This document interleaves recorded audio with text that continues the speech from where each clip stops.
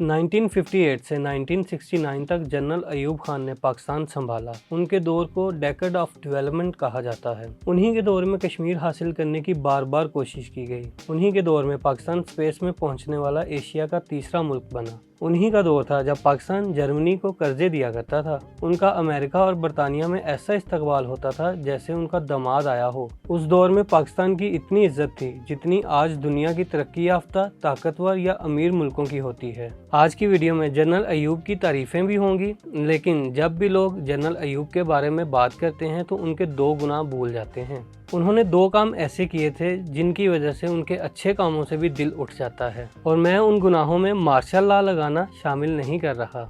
तो आएं वीडियो शुरू करते हैं। मैं हूं नुमान आबिद।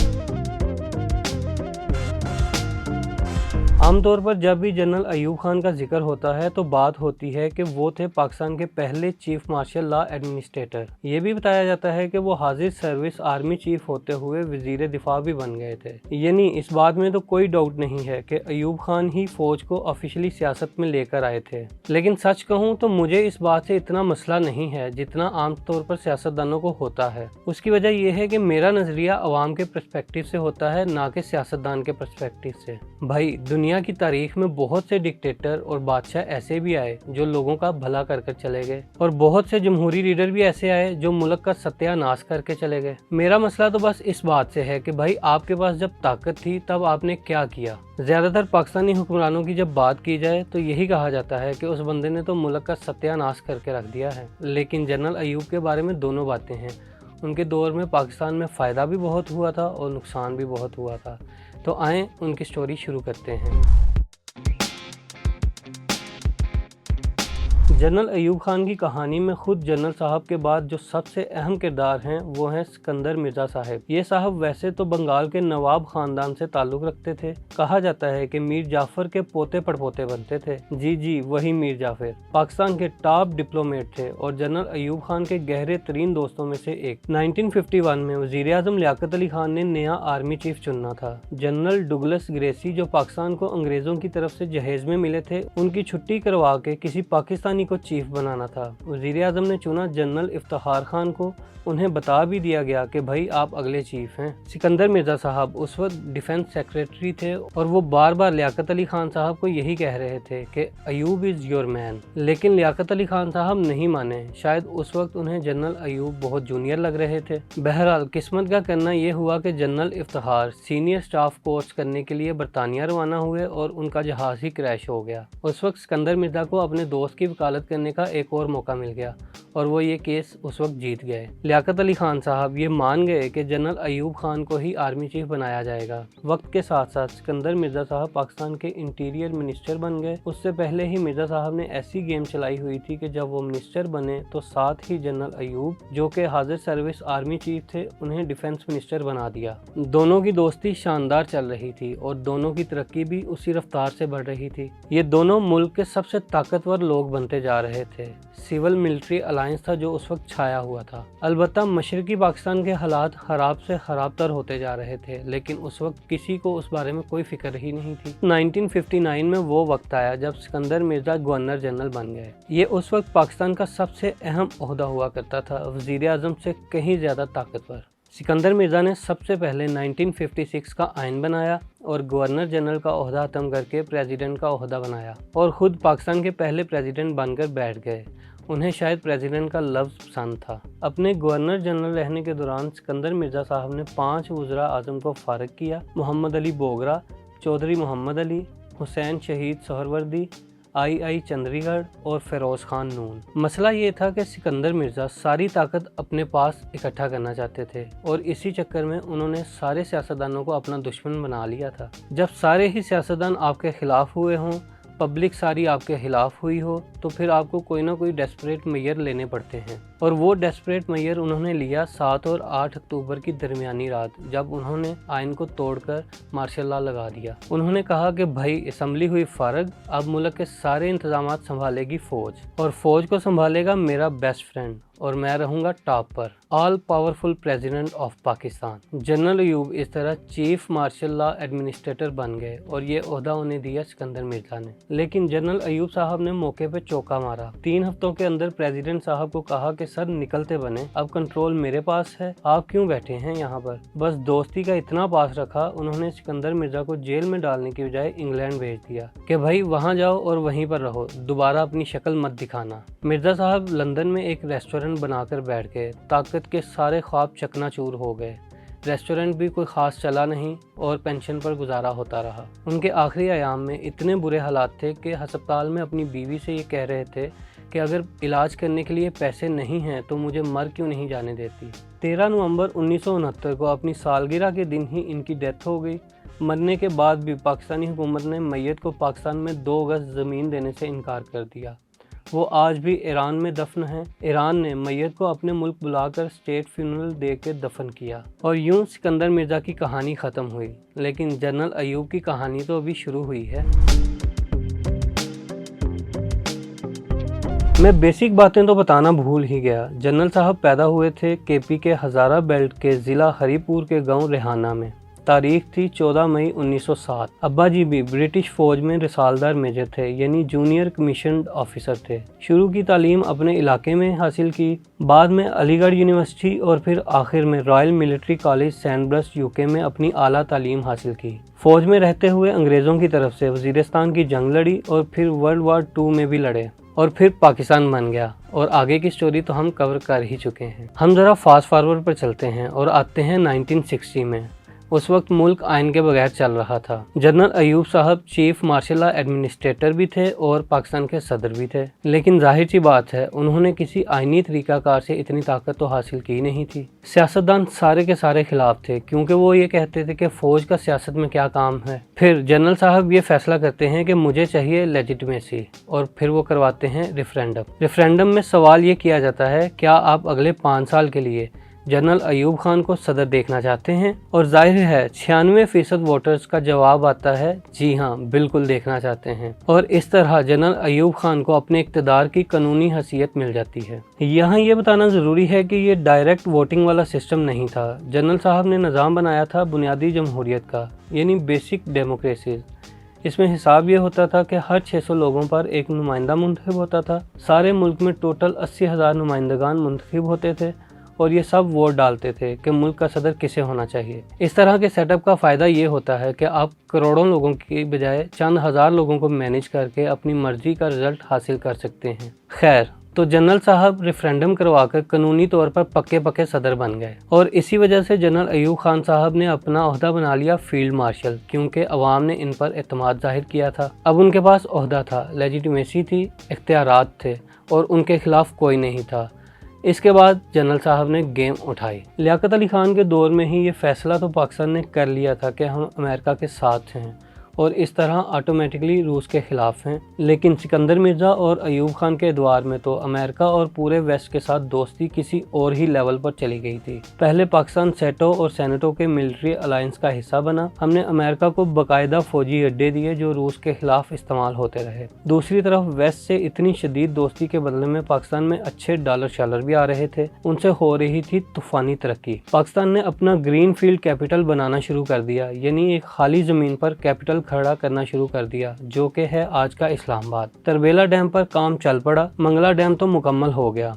रहबर 1 रॉकेट के साथ पाकिस्तान भारत और चीन से पहले ही स्पेस में पहुंच गया। पाकिस्तान में मैट्रिक निज़ाम यानी इशारी निज़ाम नाफिज हो गया। भारत के साथ सिंध ताश माहिदा करके दुनिया का सबसे बड़ा नहरी निज़ाम बनाया गया। 1963 में चीन के साथ बॉर्डर के इलाकों का एग्रीमेंट हो गया, जिसकी वजह से वो दोस्ती शुरू हुई जो आज तक कायम है। पाकिस्तान की तूफ़ानी तरक्की को देखते हुए कोरिया ने पाकिस्तान के 5 साला मंसूबों और लॉन्ग टर्म गोल्स को कॉपी पेस्ट मारा। उनकी भी तरक्की शुरू हुई। काम तो बहुत अच्छा चल रहा था, लेकिन यहाँ पर एक मसला ये रहा कि जनरल साहब काफ़ी एलीट पसंद टाइप के इंसान थे। वो बहुत ही शाहाना अंदाज की ज़िंदगी गुजारना पसंद करते थे। लोग तो कुत्ता, बिल्ली या तोता पालते हैं और वो पालते थे बंगाल टाइगर। मिजाज के भी थोड़े बादशाह टाइप के थे। एक दफ़ा हॉकी का मैच देख रहे थे। वो मैच इतना अच्छा लगा कि हॉकी को ही पाकिस्तान का कौमी खेल बना डाला। इस एलीट माइंडसेट का नुकसान ये हुआ कि जहाँ तक बात थी तरक्की की और इकोनॉमी की, वहाँ पर तो गेम फुल उठी हुई थी, लेकिन दूसरी तरफ पैसा अवामी सतह पर नहीं पहुँच रहा था, डिस्ट्रीब्यूशन ऑफ वेल्थ अच्छे से नहीं हो रही थी, और इकोनॉमी चूँकि इम्पोर्ट बेस्ड थी, यानी मशीनरी, टेक्नोलॉजी और एनर्जी, हर चीज़ चूँकि इम्पोर्ट हो रही थी, इसलिए महंगाई होती चली गई। और दूसरी तरफ एलीट क्लास जो थी वो अमीर से अमीर होती गई और गरीब लोग गरीब से गरीब होते गए। 1962 में जनरल साहब ने पाकिस्तान में नया आइन नाफिज किया। इसमें सदारती निज़ाम दिया गया, बेसिक डेमोक्रेसीज, ऊपर एक प्रेसिडेंट, एक पावरफुल सेंटर। इसी आइन के तहत 1965 के बिल्कुल शुरू में सदारती इंतखाबात रखे गए, यानी वही सिस्टम के पहले नुमाइंदे मुंतखब होंगे, वो सदर चुनेंगे। उस वक्त मोहतरमा फातिमा जिन्ना हयात थीं और तमाम सियासी पार्टीज ने जनरल अयूब के मुकाबले में मुतफ़िक़ा तौर पर मोहतरमा को अपना उम्मीदवार बनाया। मोहतरमा के बहुत बड़े बड़े जलसे हो रहे थे और साफ लग रहा था कि ज़्यादातर पब्लिक की सपोर्ट मोहतरमा के साथ है। मशरक़ी पाकिस्तान के भी तकरीबन सभी पार्टीज मोहतरमा के साथ थी, हत्ता कि शेख मुजीद भी मोहतरमा फातिमा जिन्ना के साथ थे। लेकिन जाहिर है हुआ वही, जनरल साहब फिर से इलेक्शन जीत गए। भाई जैसे आजकल इलेक्शन में होता है, एक तरफ तो पहले ही सारे सियासतदान खिलाफ हुए पड़े थे और अब तो बहुत ज़्यादा खिलाफ हो गए। पब्लिक भी एक तरफ महंगाई की वजह से बहुत तंग थी, ऊपर से इलेक्शंस का जो रिजल्ट आया उसकी वजह से मजीद गुस्से में आ गई। लेकिन रुकें, यहाँ पर एक बात तो मैं बताना भूल ही गया। जनरल साहब की दिली ख्वाहिश थी कि वो कश्मीर का मसला हल करें और कश्मीर को हासिल कर लें। वैसे तो ऐसा करने का मौका हाथ आया था जब चीन ने 1962 में भारत पर हमला किया। चीन तो कहता था कि भाई आप अपनी साइड से भी हमला करें, हमने ऑक्साई चीन लेना है, आप श्रीनगर पकड़ लें, दरिया जहलम और दरिया चिनाब पर आपका कंट्रोल हो जाएगा, आपका मसला ही खत्म हो जाएगा। लेकिन अमेरिका के कहने पर जनरल साहब ने भारत पर हमला नहीं किया। Farmer CIA station chief Bruce riddle ने ये सारा माजरा अपनी किताब में लिखा है कि कैसे अमेरिकी सदर ने कहा कि अगर आप एक कम्युनिस्ट मुल्क के साथ मिलकर एक जमहूरी मुल्क पर हमला करेंगे तो हम आपको दोस्त नहीं मान सकते। इसका जनरल अयूब खान ने यह हल निकाला कि 1965 में ऑपरेशन जिब्राल्टर शुरू किया। जिब्राल्टर स्पेन के जनूब में एक शहर का नाम है जो कि एक रिवायत के मुताबिक आता है कि यहाँ पर तारिक बिन ज़ियाद ने अपनी कश्तियाँ जला दी थी कि फतह या मौत, और उसके बाद वो स्पेन को फतह करने में कामयाब हुए। बहुत से हिस्टोरियन ये कहते हैं कि ये वाकया सच्चा नहीं है, लेकिन ये हमारा टॉपिक नहीं है, इसलिए इस पर बात नहीं करेंगे। आप सिर्फ ये देखें कि इस ऑपरेशन का नाम रखा गया ऑपरेशन जिब्राल्टर, यानी कि आप कश्मीर या मौत। ये एक गोरीला ऑपरेशन था जिसमें बहुत से कश्मीरी लोग हल्की फुल्की ट्रेनिंग के साथ भारतीय मकबूजा कश्मीर में दाखिल किए गए। उनका काम कश्मीर के अंदर भारतीय फोर्सेस को कमज़ोर करना था। पीछे पीछे आना था ऑपरेशन ग्रैंड स्लैम। 1 सितंबर 1965 को यह ऑपरेशन लॉन्च होना था, जिसका बुनियादी मकसद था बाकी के भारत का रास्ता कश्मीर से कट कर दिया जाए। जम्मू से जो इकलौती हाईवे श्रीनगर को जाती है, इस पर कब्जा कर लिया जाए। लोग ये बताते हैं कि जनरल साहब का ये मानना था कि भारत जंग नहीं लगाएगा। जब कश्मीर का रास्ता बाकी भारत से ख़त्म कर दिया जाएगा तो फिर भारत मुज़ाकरात की टेबल पर आएगा और कश्मीर का कोई ना कोई मसला हल हो जाएगा। वैसे भी उस वक्त कश्मीर के लोग तो पाकिस्तान के साथ मिलना चाहते थे, और जब ग्राउंड सपोर्ट भी पाकिस्तान के साथ होगी और कंट्रोल भी सारा पाकिस्तान के पास होगा तो भारत क्या कर लेगा। मैं वीडियो को ज़्यादा लंबी नहीं करना चाहता, इसलिए ऑपरेशंस की डिटेल में नहीं जाते, सिर्फ मोटी मोटी बातें कर लेते हैं। ऑपरेशन का डिज़ाइन अच्छा था। पाकिस्तान को असले में बहुत ज़्यादा सुपीरियरिटी हासिल थी। पाकिस्तानी टैंक्स एक के मुकाबले में 6 की बर्तरी रखते थे। उस वक्त पाकिस्तान के पास टैंक्स थे नए अमेरिकी पैटर्न टैंक, जबकि भारत के पास तो पुराने फ्रेंच AMX टैंक्स थे। फौजियों की तादाद, असला और ट्रेनिंग सब में पाकिस्तान भारत पर बहुत ज़्यादा बाजी ले रहा था। बात सिर्फ ये थी कि हमला तेज़ हो। जितनी देर में भारतीय फौजियों को ये अंदाज़ा हो कि क्या हो रहा है, उनके लिए बहुत देर हो चुकी हो। ऑपरेशन जिब्राल्टर और ऑपरेशन ग्रैंड स्लैम डिज़ाइन किए थे जनरल अख्तर हुसैन मलिक ने। जनरल अयूब साहब को 2 बंदे बहुत पसंद थे। सिविलियंस में उन्हें भुट्टो साहब बहुत अच्छे लगते थे।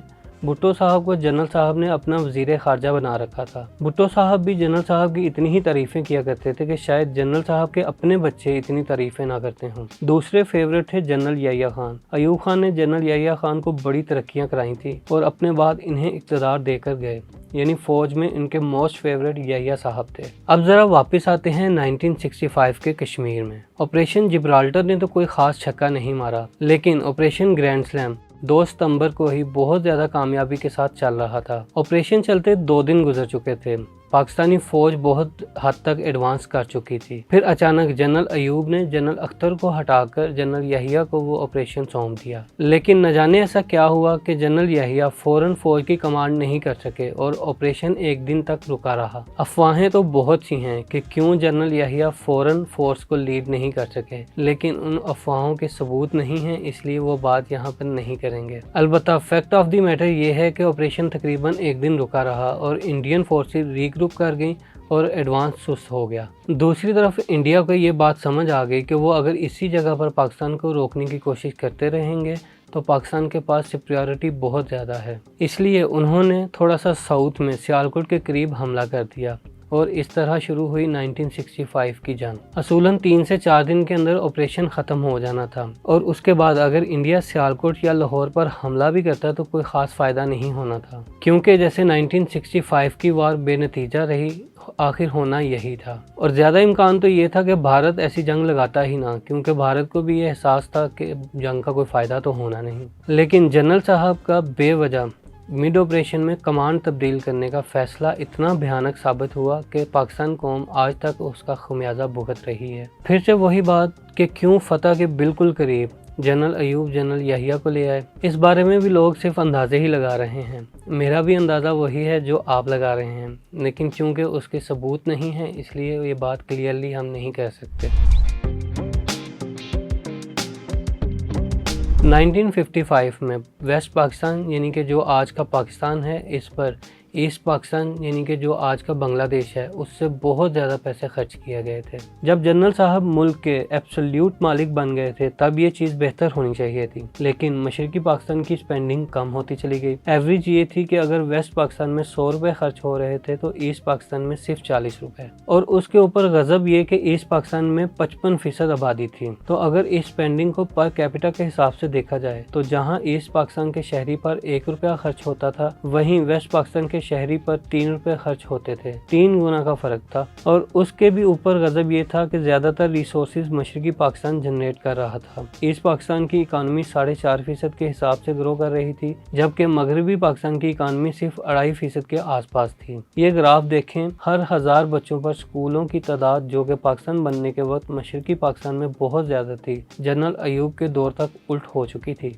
यही हालात हस्पतालों के थे और यही हालात हर तरह की डेवलपमेंट के थे। जाहिर है जब बजट ही नहीं दिया जा रहा था तो हर सेक्टर पीछे ही रहेगा ना, वो तरक्की कैसे करेगा। ऊपर से 1965 के प्रेसिडेंशियल इलेक्शन जो हुए थे उसमें मशरकी पाकिस्तान ने फातिमा जिन्ना का साथ दिया था, लेकिन जीत जनरल अयूब खान गए थे। नतीजा ये निकला कि 1969 में शेख मुजीबुर रहमान ने अपना 6 नुकाती एजेंडा रख दिया, जिसमें बुनियादी डिमांड ये थी कि फॉरेन अफेयर और डिफेंस के मामला को छोड़कर बाकी सारे मामला जिसमें इकॉनमी भी शामिल थी अलग किए जाएं। काफ़ी हद तक वैसे ही जैसे यूके, स्कॉटलैंड और इंग्लैंड में होता आ रहा है। पहले तो तवज्जो ही नहीं दी गई, फिर जब पब्लिक सपोर्ट बहुत ज़्यादा हो गई तो अगरतला साजिश केस में शेख मुजीब को गिरफ्तार कर लिया गया। बेसिकली केस ये था कि शेख मुजीब भारत के साथ मिलकर पाकिस्तान के खिलाफ साजिश कर रहे हैं। जब शेख मुजीब को गिरफ्तार कर लिया गया तो उनकी गिरफ्तारी के बाद वो खुद और उनका एंटी पाकिस्तान स्टांस बहुत पॉपुलर हो गया। अब ईस्ट पाकिस्तान की पब्लिक को भी यही लगने लग गया था कि पाकिस्तान से अलहदगी ही उनके सारे मसाइल का हल है। और दूसरा ये कि शेख साहब अपनी गिरफ्तारी के बाद इतना पॉपुलर हो गए थे, या तो वो अब शहीद थे या गाजी। ईस्ट पाकिस्तान को लेकर जनरल अयूब खान की अगर पॉलिसीज देखें